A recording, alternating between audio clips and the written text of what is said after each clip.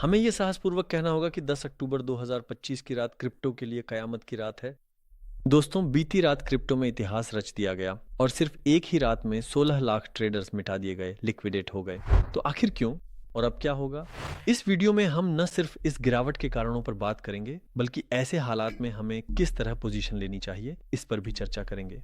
चलिए अब अपने वीडियो की ओर बढ़ते हैं।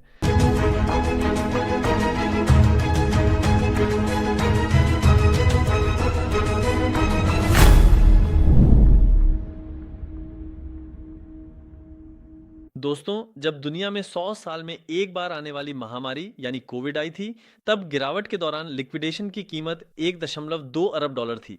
इसके बाद एफटीएक्स के पतन को याद कीजिए। ये दुनिया का दूसरा सबसे बड़ा क्रिप्टो करेंसी एक्सचेंज था और दोस्तों, ये भी ढह गया। उस समय 1.6 अरब डॉलर की लिक्विडेशन हुई थी।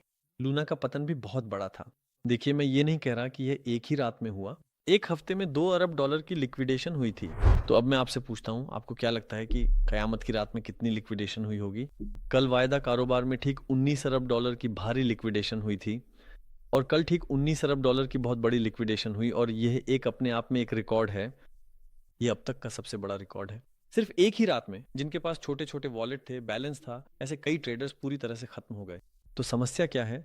दोस्तों, आपकी जिंदगी को कल रात बर्बाद करने वाली चीज सिर्फ 3 शब्द हैं: रेयर अर्थ एलिमेंट्स। यही दुर्लभ चीज कल क्रिप्टो और फाइनेंस सिस्टम को पूरी तरह से उलट पुलट कर गई। हम अक्टूबर का इंतजार कर रहे थे, यानी हम तेजी का महीना उम्मीद कर रहे थे, लेकिन असल में लोग इसे थोड़ा अक्टोबर भी कह रहे हैं। ये अक्टूबर के भालू महीने में बदल गया है। वैसे पिछले साल भी ऐसा ही हुआ था, लेकिन अभी महीना खत्म नहीं हुआ है।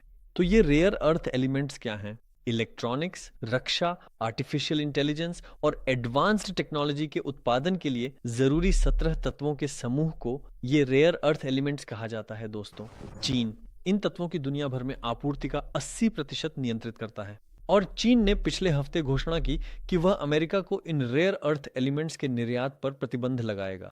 यह अमेरिका के लिए बहुत ही गंभीर स्थिति है और ट्रंप ने 1 नवंबर से 100% कस्टम ड्यूटी लगाकर इसका जवाब दिया।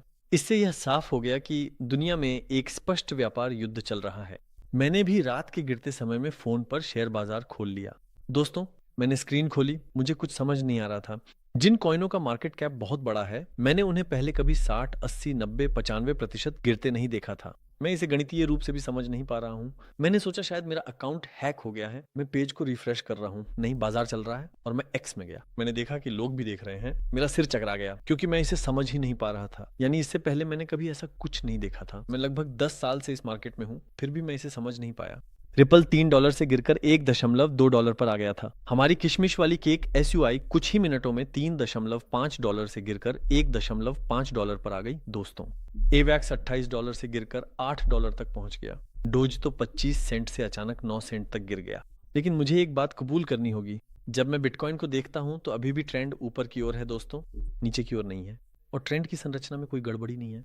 लोग शुरू में डर गए थे, लेकिन उन स्तरों को देखने वालों ने खरीदारी जारी रखी। जो खरीद सकते थे उन्होंने खरीदना जारी रखा, लेकिन वे प्रमुख कॉइनों की ओर मुड़ गए। कई लोगों के खरीद ऑर्डर पूरे नहीं हुए। तो क्या ट्रंप की टैरिफ नीति ने ही बाजार में इतनी तेज प्रतिक्रिया दी? नहीं, असल में मामला फिर से आर्टिफिशियल इंटेलिजेंस पर आकर टिकता है। क्या आपको याद है 3-4 महीने पहले चीनियों ने डीप सीक विकसित किया था? डीप सीक को उन्होंने लगभग चैट जीपीटी जितना सफल बनाया, लेकिन बहुत सस्ते और तेज तरीके से तैयार किया और अचानक नैस्डैक गिर गया। क्रिप्टो करेंसीज भी औंधे मुंह गिर गईं। क्यों? क्योंकि चीनियों ने सस्ती आर्टिफिशियल इंटेलिजेंस बनाई। मुद्दा फिर से आर्टिफिशियल इंटेलिजेंस और ओपन AI यानी चैट जीपीटी पर आकर टिकता है। दोस्तों, इंटरनेट को 100 मिलियन उपयोगकर्ताओं तक पहुंचने में 13 साल लगे थे। चैट जीपीटी ने 100 मिलियन उपयोगकर्ताओं तक पहुंचने में सिर्फ 2 महीने लगाए। और अभी आर्टिफिशियल इंटेलिजेंस पूरी तरह से चैट जीपीटी के इर्द गिर्द ही विकसित हो रही है। जैसे जैसे चैट जीपीटी और ओपन AI बढ़ते हैं, वैसे वैसे कंपनियां भी, चाहे वे आर्टिफिशियल इंटेलिजेंस कंपनियां हों या माइक्रोसॉफ्ट, अमेजॉन, उनके साथ साथ बढ़ रही हैं। यानी जब ओपन AI धीमा पड़ता है तो आर्टिफिशियल इंटेलिजेंस भी धीमी हो जाती है। ओपन AI को बढ़ने के लिए किस चीज की जरूरत है? जैसा कि मैंने अभी थोड़ी देर पहले बताया था, डेटा सेंटर्स, प्रोसेसर यानी दुर्लभ पृथ्वी तत्वों की जरूरत है। अगर चीन अभी ये चीजें नहीं देता है तो यहाँ फिर से एक आर्टिफिशियल इंटेलिजेंस की घबराहट पैदा हो जाती है और सिर्फ क्रिप्टो ही नहीं गिरा। दोस्तों, नास्दाक भी इस गिरावट से बुरी तरह प्रभावित हुआ है। बाजार बंद होने के बावजूद वायदा बाजार में तेज लाल कैंडल्स बनी। असल में इन दुर्लभ पृथ्वी तत्वों का सिर्फ 30% चीन में निकलता है। बाकी दुनिया के अलग अलग हिस्सों में पाया जाता है। तो फिर चीन के पास सप्लाई का 80% हिस्सा कैसे है? क्योंकि चीन इन्हें प्रोसेस करता है। इन दुर्लभ पृथ्वी तत्वों को प्रोसेस करना पर्यावरण को नुकसान पहुंचाने वाली और कठिन प्रक्रिया है। कई देशों ने पर्यावरण प्रदूषित करने के कारण या तो बहुत उन्नत तकनीकें अपनानी होंगी या पर्यावरण को नुकसान पहुंचाना पड़ेगा, इसलिए वे इस काम में शामिल नहीं होना चाहते थे। लेकिन अब चीन ने यहाँ प्रतिबंध लगा दिया है। अल्पकाल में अमेरिका के लिए नकारात्मक हो सकता है, लेकिन मुझे लगता है कि अमेरिका बिना पर्यावरण को नुकसान पहुंचाए इसे प्रोसेस करने का तरीका ढूंढ लेगा। यानी इससे चीन पर निर्भरता कम हो जाएगी। लेकिन इसने हमें वाकई में बहुत बुरी रात दी। यानी कुछ लोगों के कॉइन पर्स में 95% तक की गिरावट आई है, किसी के पर्स में 10%, तो किसी के पर्स में 20% की गिरावट आई है। तो तुम्हारे हिसाब से क्या यह भालू बाजार की शुरुआत है या इसके बाद हम एक बुल रैली देखेंगे? इस बारे में अपनी राय कमेंट्स में लिखो। और अब मैं आपसे बात करूंगा कि हमें अब क्या करना चाहिए। अब हम हमेशा क्या कहते हैं, क्रिप्टो में एक चक्र होता है, और अब मैं ये समझने के लिए कि हमें क्या करना है, पहले जो अनुभव किया है उस पर ध्यान केंद्रित कर रहा हूँ। 2021 में भी मई का महीना था, हमने बहुत तेज गिरावट देखी दोस्तों, हम हैरान रह गए थे। इतनी तेज ना सही, लेकिन फिर भी ये काफी तेज थी। मैं आपको ऐसे बताता हूँ, आप अभी स्क्रीन पर ग्राफ भी देख रहे हैं। एथेरियम $4,600 से अचानक $1,600 तक गिर गया, और हाँ, फिर से इसे कयामत कहा गया। तो फिर क्या हुआ? क्या बियर सीजन शुरू हो गया था? नहीं। उसके बाद बाजार ने खुद को समेटा और हमने बहुत तेज एक उछाल का सीजन देखा, यानी हमने बुल मार्केट देखा। और जैसा कि आप देख सकते हैं, एथेरियम फिर से $5,000 तक पहुंच गया। मैं हमेशा यही कहता हूं, अक्टूबर, नवंबर, दिसंबर मैं एक उछाल का महीना उम्मीद कर रहा हूं, 1 या 2 महीने, क्योंकि हम इस बुल साइकिल के अंत में हैं। एक ओल्ड कॉइन रैली आनी चाहिए थी, लेकिन अब तक नहीं आई है। अगर आनी है तो इस गिरावट के बाद आना बहुत तर्कसंगत और समझदारी होगी, क्योंकि फ्यूचर्स में पोजीशन खोलने वाले सभी लोग अब तक साफ हो चुके हैं। यहां तक कि जिन्होंने 2 गुना लीवरेज लिया था वे भी साफ हो गए। तो हमारे आगे क्या है? 2 फेडरल रिजर्व की ब्याज दर के फैसले हैं। मैंने कहा था कि इन दोनों में भी ब्याज दर में कटौती होगी।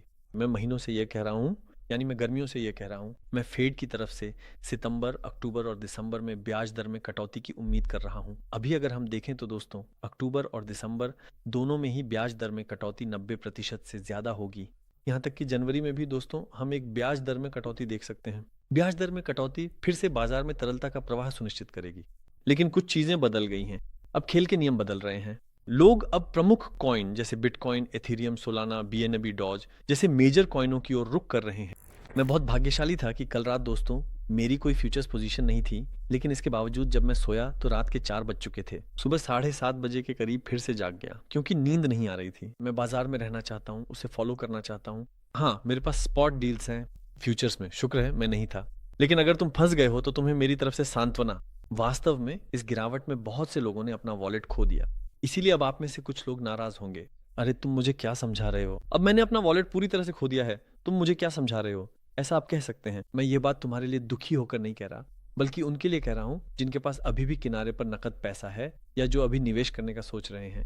हाँ, अभी आने वाले 1-2 महीनों में हमें बढ़त देखने को मिल सकती है, लेकिन अगर ऐसा होगा तो वह bitcoin, Ethereum, Solana, BNB, dose, शायद सुई जैसे मेजर कॉइनों में ही होगा दोस्तों। इसी वजह से मैं मेजर स्पॉट की ओर ध्यान दे रहा हूँ।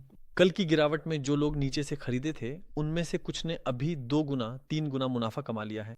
अब इस समय के बाद अपनी जोखिम लेने की इच्छा को कम करें। इस सीजन में अब बहुत गिर गया है, चलो लॉन्ग करें, ऐसा कहने वाले भी हैं। आमतौर पर इन गिरावटों के बाद वे एक बार और झटका दे सकते हैं, ताकि आखिरी पॉइंट्स भी साफ हो जाएं। जो भी लॉन्ग है वह खत्म नहीं होता। दोस्तों, आपकी जोखिम लेने की इच्छा खत्म नहीं होती, सच में ये खत्म नहीं होती। पिछले दिनों में एक दोस्त से बात कर रहा था, उसके पास एक घर है, उसने घर बेच दिया और कहा कि मैं पूरी तरह एथेरियम खरीदने का सोच रहा हूँ। उसने पूछा, तुम क्या सोचते हो? क्योंकि मैं क्रिप्टो में दिलचस्पी रखता हूं। मैंने कहा, अगर तुम्हारे पास 15 घर हैं तो एक बेचकर एथेरियम खरीद सकते हो, इसमें कोई दिक्कत नहीं है। लेकिन मैंने कहा, अगर तुम्हारे पास सिर्फ एक ही घर है तो इतना जोखिम भरा काम नहीं करना चाहिए। उसने भी कहा कि उसके पास एक ही घर है। मैंने कहा, अब मैं तुम्हें क्या कहूं, ऐसी किसी चीज को मैं बिल्कुल भी मंजूरी नहीं दे सकता। दोस्तों, क्रिप्टो ने बीती रात एक बार फिर हमें दिखा दिया कि यह कितना खतरनाक है। हाँ, हम क्रिप्टो से बाहर नहीं निकल रहे हैं, लेकिन अपनी रणनीतियां भी उसी हिसाब से बना रहे हैं।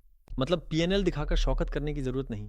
अभी मार्केट में बहुत फेमस लोग कह रहे हैं उन्होंने शॉर्ट किया था, लोगों के घर तबाह हो गए, ये लोग दिखावा करने में लगे हैं। हमें जो करना चाहिए वो ये है। हमें क्या करना चाहिए? हाँ, अब हम अपनी रणनीति बदलेंगे। हम बिटकॉइन की ओर बढ़ेंगे, मेजर कॉइन्स की ओर बढ़ेंगे, स्पॉट साइड की ओर बढ़ेंगे। यह एक बुरी रात थी, लेकिन जो लोग इस रात को पार कर गए हैं वे अगले 1-2 महीने में अच्छे समय बिता सकते हैं। उम्मीद है कि दोस्तों इस तरह की गिरावट फिर से नहीं होगी। हमारे साथ बने रहें, ट्रेंड में बने रहें। अगली वीडियो में मिलने की उम्मीद के साथ अलविदा।